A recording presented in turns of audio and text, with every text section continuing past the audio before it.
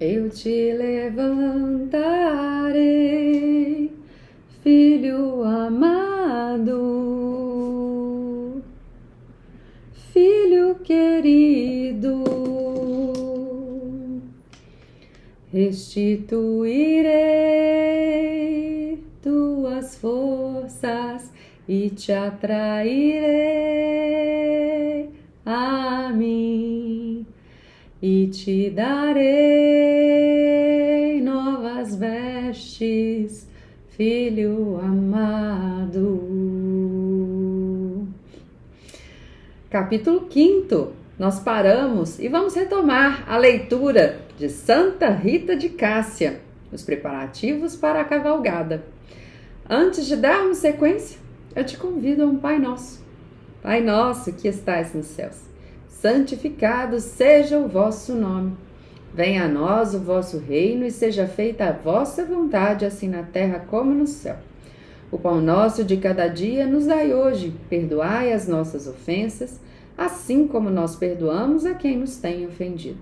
Não nos deixeis cair em tentação, mas livrai-nos do mal. Amém. Ave Maria, cheia de graça, o Senhor é convosco. Bendita sois vós entre as mulheres, e bendito é o fruto do vosso ventre, Jesus. Santa Maria, Mãe de Deus, roga a Deus por nós, pecadores, agora e na hora de nossa morte. Amém. Glória ao Pai, ao Filho e ao Espírito Santo, assim como era no princípio, agora e sempre, por todos os séculos dos séculos. Amém. Glorioso São José, modelo de todos os que se dedicam ao trabalho, obtende-me a graça de trabalhar com o espírito de penitência para expiação dos meus numerosos pecados, de trabalhar com consciência, pondo o culto do dever acima de minhas inclinações, de trabalhar com recolhimento e alegria, olhando como uma honra empregar e desenvolver pelo trabalho os dons recebidos de Deus, de trabalhar com ordem, paz, moderação e paciência, sem nunca recuar perante o cansaço e as dificuldades, de trabalhar sobretudo com pureza de intenção, com desapego de mim mesma, tendo sempre diante dos olhos a morte e a conta de que deverei dar, do tempo perdido, dos talentos inutilizados, do bem omitido e da vã complacência nos sucessos, tão funesta obra de Deus. Tudo por Jesus, tudo por Maria, tudo a vossa imitação ao patriarca São José. Tal será a minha divisa na vida e na morte. Amém. Santa Rita de Cássia, capítulo 5, preparativos para a cavalgada. Desde o dia em que o pai tinha sido assassinado, João, Tiago e Paulo Maria haviam se tornado tristes, nervosos, suscetíveis, prontos a disparar como molas por uma insignificância. Brigavam com frequência também entre si, passando do riso ao pranto, da cólera à mais desenfreada alegria. Os rapazes são todos assim, diziam a Rita suas amigas, para consolá-la. Verá que com o tempo isso vai passar, Rita. Haviam mudado de atitude, inclusive em relação à sua mãe.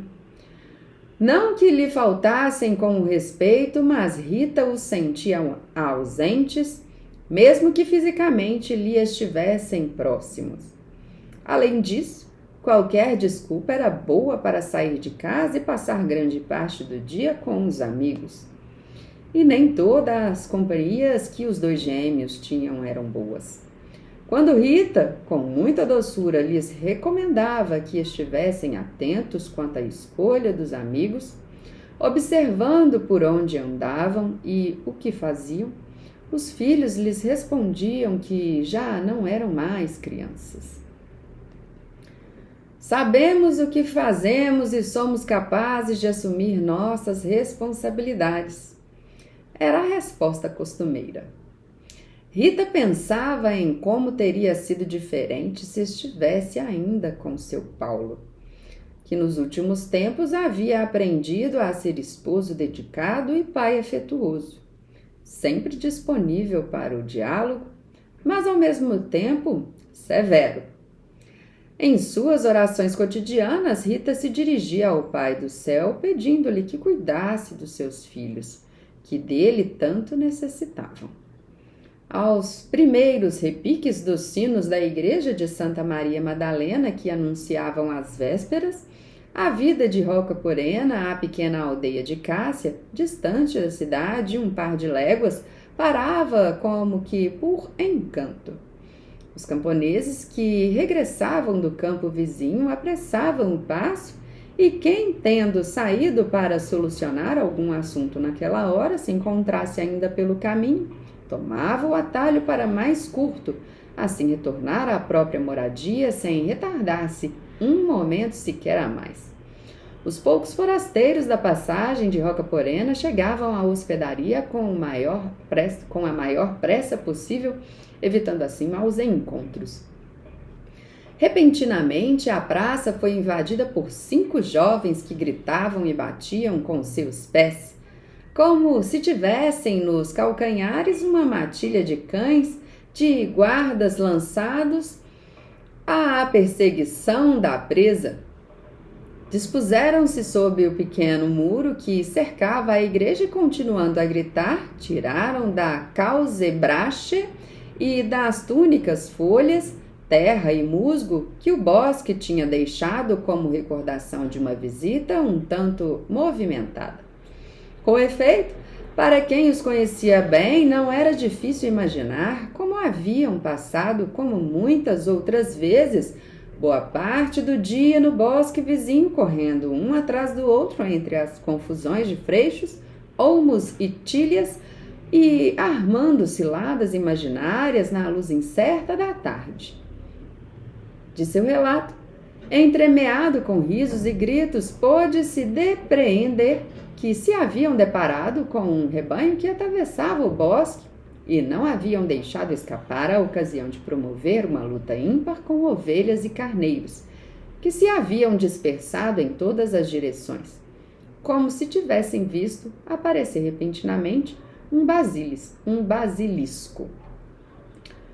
O pobre pastor havia tentado em vão amedrontar e correr atrás dos jovens com a ajuda dos cães, mas era preciso muito mais para alcançar aqueles 5 demônios, que tinham fôlego para vencer e conheciam as partes mais escondidas do bosque como se fossem seus bolsos. O quinteto havia conduzido cães e pastores para um fosso amplo e profundo com margens íngremes, que convergia para a torrente do Corno. Com um salto, um depois do outro, os jovens tinham literalmente voado para outra margem, enquanto o pastor havia ficado estático, empalidecido, olhando aos passos que os cães haviam parado de latir, direcionando as patas para as sobrancelhas e recuando com medo. Mas um momento de medo deve ter tido também você, disse Andréa, voltando-se para João Tiago. Por pouco estava para cair na vala. Não sei o que aconteceu comigo, mas desde que esta manhã não me sinto bem, a cabeça gira e os ossos me doem como se tivesse recebido 100 pancadas, respondeu João Tiago. Eu também não me sinto bem, interveio o irmão, mas são coisas de pouca importância e amanhã estará tudo esquecido. Ao contrário, ninguém deve esquecer que esta é uma das últimas provas. Na próxima cavalgada seremos também nós a dar mão forte aos moradores de Cássia. Não importa contra quem, exclamou em tom decidido João Tiago, continuando a aliviar as costas do que lhe havia deixado o bosque. Imagino desde já a acolhida triunfal que os cidadãos irão reparar em nosso retorno, quando verem a fileira de prisioneiros e as mulas carregadas de despojos, acrescentou Fabiano. Cássia tem diversas contas pendentes com os municípios vizinhos e verão que não irão faltar oportunidades para saudá-las, fazendo com que os nossos inimigos vejam o que somos capazes de fazer. A nossa será uma cavalgada perfeita, partida aos primeiros albores da alvorada e retorno ao anoitecer. Retornou novamente Andréa. E se os adversários, depois da lição recebida, pedirem a pacificação, terão que aceitar as nossas condições. Em caso contrário, partiremos para outra cavalgada. E não nos contentaremos com amedrontar ovelhas e carneiros, cães e pastores, concluiu Fabiano. A propósito, interveio Ricardo. Você notou como olhava o pastor? Pareceu-lhe ter visto 5 demônios recém-saídos do inferno, acrescentou Andréia. Para o inferno mandaremos quem matou o nosso pai. Ressoaram mordazes as vozes dos gêmeos Tiago e Paulo Maria. Abateu-se sobre a praça um silêncio irreal, que pareceu estender-se ao infinito, interrompido, em seguida, pela voz de Fabiano, que, como os outros, havia se aproximado de João Tiago. O quinteto estava agora reunido em círculos. Não grite deste modo, disse Andréia e João Tiago. E este, indicando-lhe o palácio que se erguia do lado da praça, sem todavia abaixar o tom de voz, respondeu-lhe. Vê aquele palácio? Sabe muito bem que pertence aos Mancini. É o palácio onde nasceu meu pai. Quem nos tirou, o nosso pai, é como se houvesse tirado a vida também a nós. Eu não desejo outra coisa senão que se faça justiça. E se quem de dever não pensa nisso, se é por isto também nós somos da partida, e se há de se haver justiça, há de ser feita juntos como sempre, na boa e na má sorte, interveio Fabiano. Paulo Maria apertou os ombros de Fabiano e disse-lhe com voz serena, este é um problema somente nosso, você não entra nele. Como assim? Entre nós existe um pacto que nos liga pela vida e pela morte. Esqueceu-se disso? Lembrou Andréia. Não o esqueci, disse João Tiago, mas sei também que basta ter 14 anos para ser processado por um delito. Compreende então que estamos todos envolvidos, porque todos completamos tal idade? Acrescentou Paulo Maria. Vocês não podem se arriscar, é um assunto particular, interrompeu rapidamente João Tiago. Mas antes deveria saber pelo menos quem atingir. E nisso podemos dar-lhe uma mão, interveio Ricardo. Cada coisa a seu tempo, respondeu João Tiago. Não obstante, comenta-se que sua mãe sabe os nomes de quem matou seu pai e que não lhes quer revelá-los para evitar a vingança, disse Andréia. Os 2 gêmeos calaram-se. Vocês não os conhecem? Sua mãe nunca lhes falou sobre isso? Disseram a mim que foram... E Fabiana aproximou os lábios do ouvido de Paulo Maria, sussurrando algo. Paulo Maria ouviu em silêncio, depois se aproximou do irmão e falou com ele em voz baixa. Então? Perguntou Ricardo. Então o quê? Gritou colerizado João Tiago, como que se sacudindo de um pesadelo. Acredito que se deixa influenciar demais por sua mãe, a qual, pelo que dizem, não faz outra coisa senão falar de perdão e de paz, acrescentou Ricardo. Seu avô também, se é verdade o que me contou o meu pai, interveio André. Era um homem de paz, um pacificador, um daqueles que faz 2 facções adversárias entrarem em acordo. Com um avô assim, sua mãe não poderia ser diferente, ajuntou Ricardo. Não ouse mais citar nossa mãe, gritou João Tiago, agarrando-o pelo pescoço. Deixe-me, não vai querer me estrangular, implorou Ricardo, desvencilhando-se. Devido ao esforço e atenção, João Tiago estava transpirando todo e respirava com dificuldade ofegante. Tendo recuperado as condições para falar, dirigiu-se a Ricardo. Lembre-se de uma vez por todas, bradou, pousando os olhos sobre ele. Antes afrouxar a presa, de que nossa mãe não é levada em conta nessa questão. É um assunto para homens, e somente nosso. Ao longe, ouviam-se passos cadenciados que estavam se aproximando.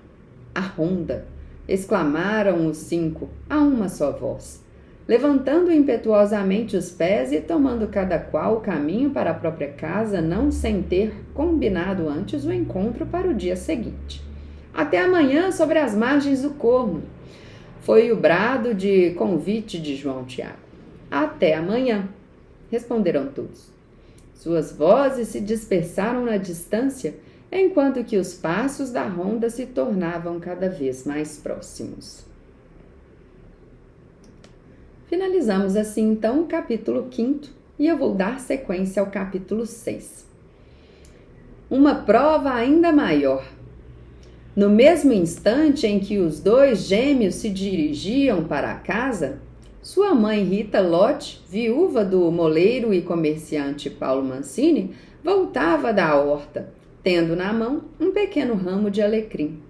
Não era fácil para Rita esquecer a velha casa do moinho na qual havia transcorrido grande parte da sua vida com o marido Paulo e os filhos. Depois daquela trágica noite, ela não teria desejado retornar. Quem sabe, pensava de si para si a pobre mulher, aqui estará reduzido o grande jardim contíguo ao moinho da casa Mancini, outrora viçoso, pelos assíduos cuidados de Paulo, que conhecia os períodos das semeaduras, dos enxertos e das podas, que sabia dispor com arte as plantas e fileiras e prover a defesa das doenças com os remédios adequados. Moinho, horta e filhos haviam se tornado, nos últimos tempos, os interesses mais importantes do marido. Do homem rude, conhecido por todos em Cássia como um marido de costumes muito rijos, não havia restado muito.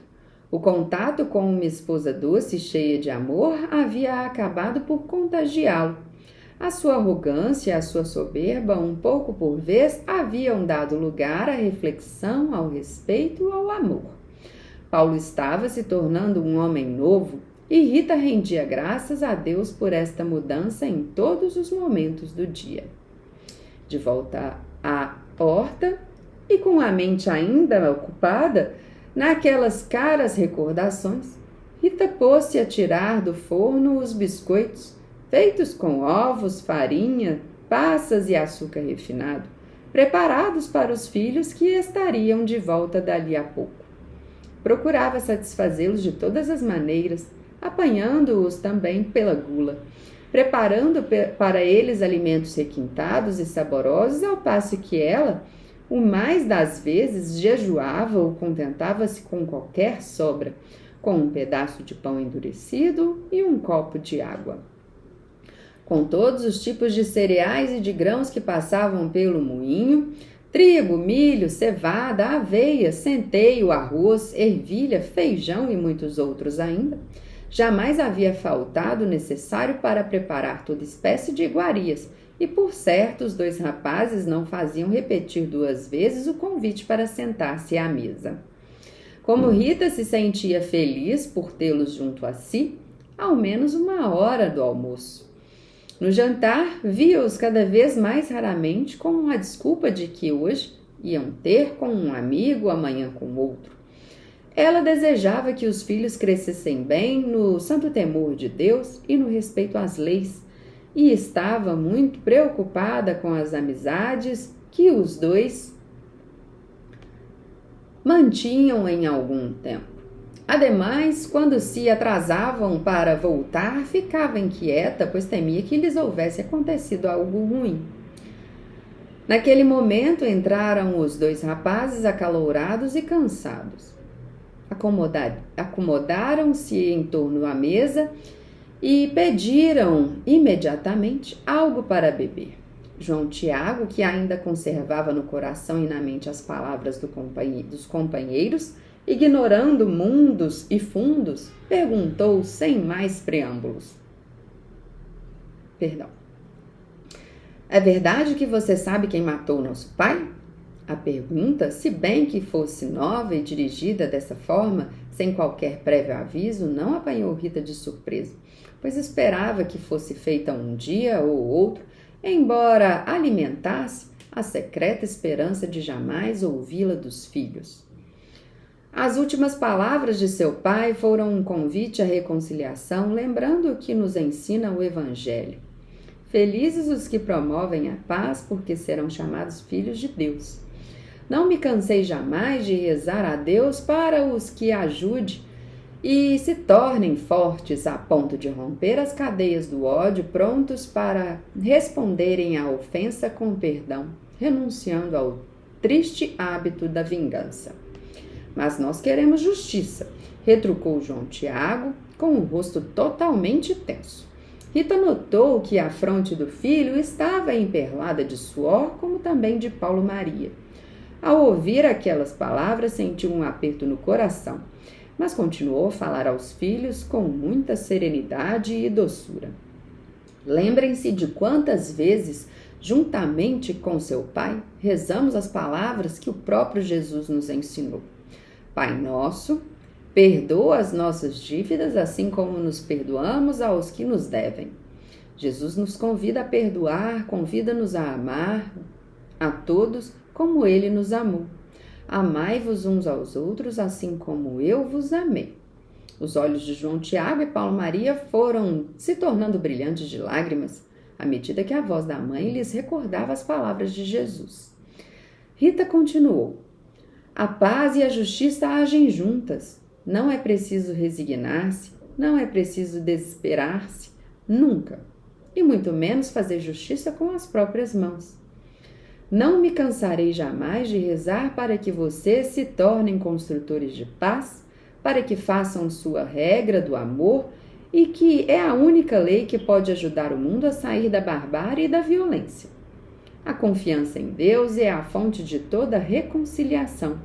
A fé e a oração são o suporte nas dificuldades de cada dia e também nas extraordinárias, que Jesus nos oferece como prova de seu amor por nós. Somente compartilhando com Ele uma parte de sua paixão e morte é que se podemos gozar da felicidade do céu. As palavras de Rita ressoaram solenes na vasta cozinha, seguindo-se de um longo silêncio. Mesmo João Tiago, mais impetuoso e violento que o irmão, não encontrou palavras para contestar o que a mãe havia dito e manteve a cabeça baixa, meditando. Depois, porém, perguntou: Você nos falou muitas vezes sobre o vovô, contando-nos que era um pacificador, um bem-aventurado, construtor da paz, como você gosta de chamá-lo. Mas na prática, o que fazia exatamente? A estas palavras, o rosto de Rita iluminou-se, como se iluminava por toda vez que alguém a convidava a falar de Papai Antônio e Mamãe Amata. Como já sabem, vovô Antônio era um tabelião que se dedicava às tarefas próprias de sua profissão, compra e venda de casas e terrenos, redação de testamentos e muitas outras atividades próprias a seu cargo. E foi exatamente em decorrência de tudo isso que nasceu nele a vocação para se tornar pacificador. Muitas eram as pessoas que, por motivos diversos, entravam em luta entre si, e era necessário que alguém procurasse compreender as razões de uns e de outros, convidando-os a fazerem as pazes, pois, de outro modo, as relações entre as partes se tornariam piores a cada dia, e no final os contendedores se pregariam pelas mãos, resultando até mesmo em consequências mortais. Sua tarefa consistia em entender as razões de uma parte e de outra, estabelecendo uma ponte entre uma família e outra, entre um grupo e outro, levando-lhes suas experiências de homem da lei e de homem de fé. Todos sabem que, infelizmente, também em nossos dias, em muitas famílias existem incompreensões, litígios e violência. O vovô procurava estabelecer a paz entre os membros de uma mesma família ou entre famílias diferentes. E não era certamente uma profissão fácil. Frequentemente, ele era obrigado a sujeitar-se a longas viagens e a vovó, quando podia, acompanhava-o de boa vontade. Com efeito, ela compartilhava esta missão nascida a exemplo de Filipe Benise, da Ordem dos Servitas de Maria. que percorriam as aldeias da Toscana e da Itália convidando ao perdão e à reconciliação, ou do dominicano Ambrósio Sancedoni, a quem o Espírito Santo sugeria as palavras adequadas para pacificar os entendedores. Os contendedores. Mas eu não poderei jamais esquecer o que fizeram com meu pai, interrompeu João Tiago. Já se passaram 2 anos desde aquela noite, mas eu me lembro de tudo. É impossível esquecer, é impossível perdoar. Continua valendo a lei do talião, olho por olho, dente por dente. Está escrito até mesmo na Bíblia. Assim dizendo, levantou-se e apanhou a volumosa Bíblia que pertencia aos avós e que Rita conservava na cozinha, ao alcance das mãos. Folheou novamente as páginas e disse: Eis, eu não sei ler em latim, mas disseram-me que no livro chamado Levítico, que contém as leis dadas por Deus ao povo hebraico, está escrito assim: se alguém causou alguma lesão ao próximo, farão com ele a mesma coisa que ele fez. Fratura por fratura, olho por olho, dente por dente. Sofrerá o mesmo dano que causou ao próximo. Rita ouviu em silêncio e, quando o filho terminou, fechou os olhos, colocou-lhe as mãos sobre as dela e começou a dizer: certamente o que você disse é verdadeiro. Deus, porém, enviou à terra seu filho para aperfeiçoar a lei antiga.